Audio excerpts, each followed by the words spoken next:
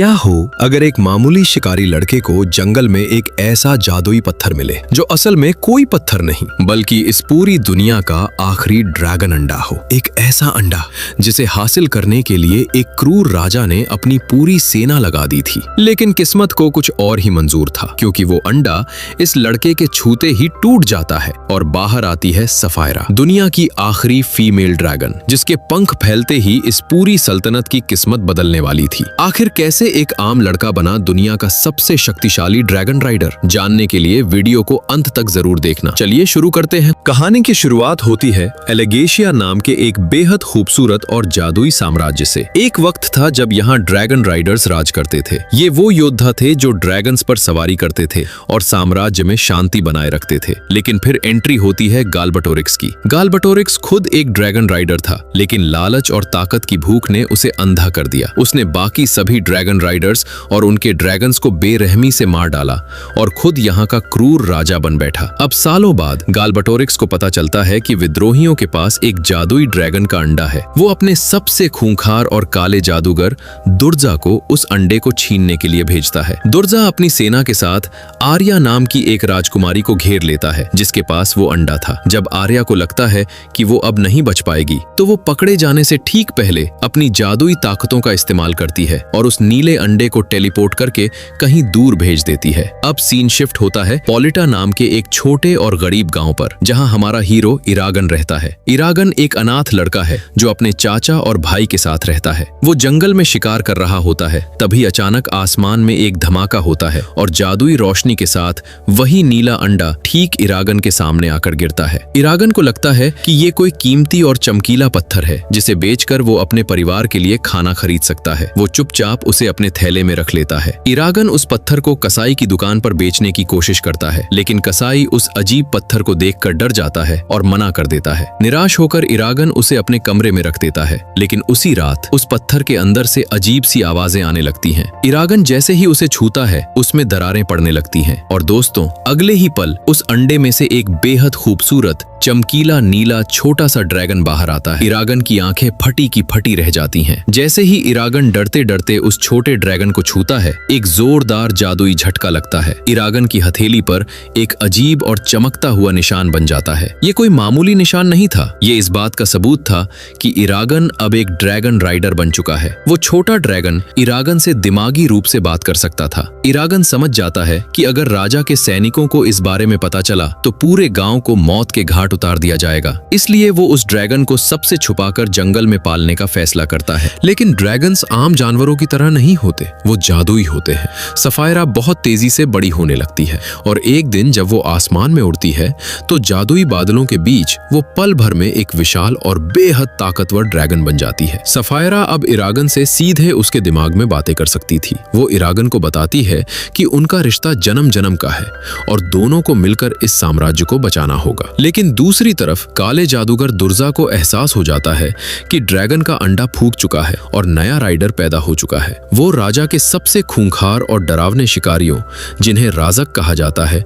उन्हें इरागन के गांव भेजता है। इरागन को इस खतरे का अंदाजा हो जाता है और वो सफायरा के साथ गांव की तरफ भागता है। लेकिन जब तक वो पहुंचता है, बहुत देर हो चुकी थी। राजक उसके घर को आग लगा चुके थे और इरागन के प्यारे चाचा को बेरहमी से मार दिया गया था। इरागन का दिल टूट जाता है और वो रोने लगता है। इरागन गुस्से में बदला लेना चाहता है, लेकिन वो अभी लड़ना नहीं जानता था। तभी उस पर बचे हुए सैनिक हमला करते हैं, लेकिन अचानक गांव का एक बूढ़ा और रहस्यमयी आदमी ब्रोम वहां आता है। ब्रोम कोई आम बूढ़ा नहीं था, वो तलवारबाजी में उस्ताद था। वो पलक झपकते ही सैनिकों को ढेर कर देता है और इरागन को वहां से भगा ले जाता है। ब्रोम इरागन को बताता है कि राजा के सैनिक पूरे साम्राज्य में उसे ढूंढ रहे हैं, इसलिए उसे तुरंत ये गांव छोड़ना होगा। अब शुरू होती है एक जादुई और खतरनाक यात्रा। ब्रोम रास्ते में इरागन का गुरु बन जाता है। वो इरागन को ड्रैगन राइडर्स का इतिहास बताता है और उसे तलवार चलाना सिखाता है। सिर्फ यही नहीं, ब्रोम इरागन को ये भी सिखाता है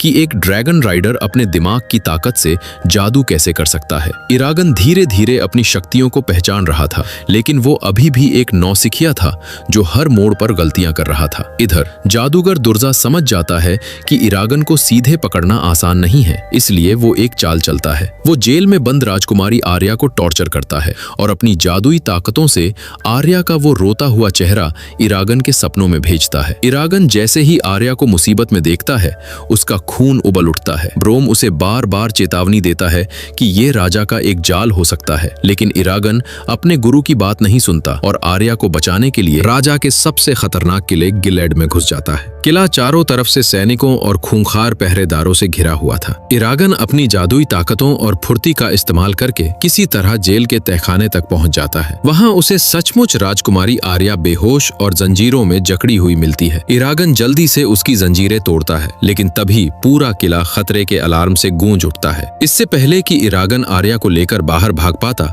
सामने से रोंगटे खड़े कर देने वाली हंसी गूंजती है।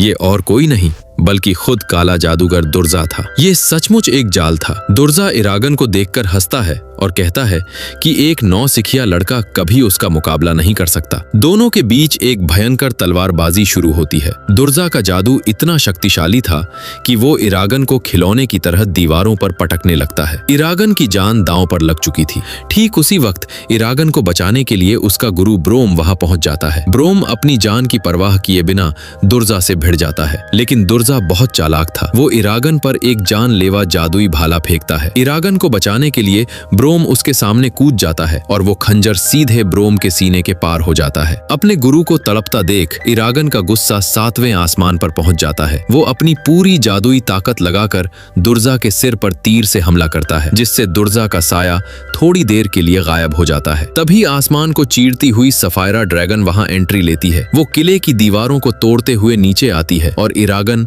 बेहोश आर्या और मरते हुए ब्रोम को अपनी पीठ पर बैठाकर वहां से उड़ा ले जाती है। वो लोग सुरक्षित पहाड़ियों पर पहुंचते हैं, लेकिन ब्रोम की सांसें थम रही थीं। मरने से पहले ब्रोम इरागन को एक ऐसा सच बताता है जिसे सुनकर आपके भी होश उड़ जाएंगे। ब्रोम कोई आम इंसान नहीं बल्कि खुद एक पुराना ड्रैगन राइडर था, जिसका ड्रैगन सालों पहले मारा गया था। ब्रोम इरागन को आर्या को लेकर विद्रोहियों के गुप्त ठिकाने वार्डन जाने को कहता है और हमेशा के लिए अपनी आंखें मूंद लेता है। अपने दूसरे पिता जैसे गुरु को खोने के बाद इरागन पूरी तरह टूट जाता है, लेकिन अब रोने का समय नहीं था। आर्या को होश आता है और वो बताती है कि राजा की विशाल सेना वार्डन यानी विद्रोहियों के आखिरी गढ़ को तबाह करने के लिए निकल चुकी है। अगर राजा ने उन्हें ढूंढ लिया तो आजादी की हर उम्मीद खत्म हो जाएगी। अब इस पूरी दुनिया का भविष्य सिर्फ और सिर्फ इस नए ड्रैगन राइडर यानी इरागन के हाथों में था। क्या इरागन समय रहते उस गुप्त ठिकाने पर पहुंच पाएगा और क्या वो राजा की लाखों की सेना का अकेले सामना कर पाएगा? इरागन, सफायरा और राजकुमारी आर्या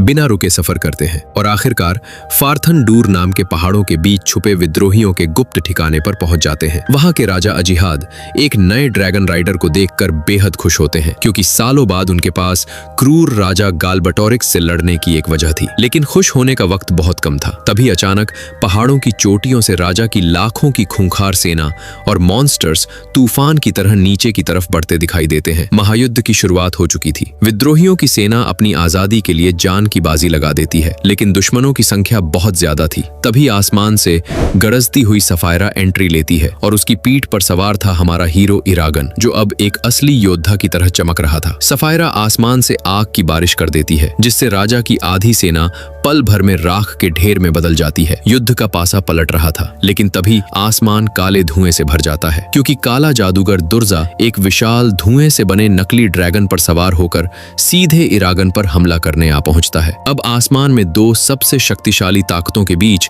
एक रोंगटे खड़े कर देने वाली जंग शुरू होती है। दुर्जा का काला ड्रैगन सफायरा को अपने पंजों से जकड़ लेता है। दुर्जा अपनी जादुई ताकतों से इरागन की पीठ पर एक गहरा घाव कर देता है। दर्द के मारे इरागन चिल्ला उठता है और सफायरा भी बुरी तरह घायल होकर आसमान से जमीन की तरफ गिरने लगती है। विद्रोहियों को लगता है कि सब कुछ खत्म हो गया, लेकिन तभी गिरते गिरते भी इरागन हिम्मत नहीं हारता। वो ब्रोम की दी हुई तलवार को मजबूती से थामता है और सफायरा की पीठ से सीधे दुर्जा के काले ड्रैगन की तरफ छलांग लगा देता है। इरागन हवा में तैरते हुए सीधे दुर्जा के सीने पर लैंड करता है और अपनी पूरी ताकत से वो जादुई तलवार सीधे दुर्जा के दिल के आर पार घोंप देता है। दोस्तों, एक छाया जादूगर को मारने का सिर्फ एक ही तरीका था, उसके दिल को चीरना। तलवार घुसते ही दुर्जा का पूरा शरीर नीली रोशनी में बदल जाता है और वो चीखते हुए राख की तरह हवा में बिखर जाता है। दुर्जा के मरते ही उसकी सेना डरकर भाग खड़ी होती है और विद्रोहियों की जीत होती है। घायल सफायरा भी अपनी जादुई ताकतों से ठीक हो जाती है। इरागन अब इस पूरी दुनिया का रक्षक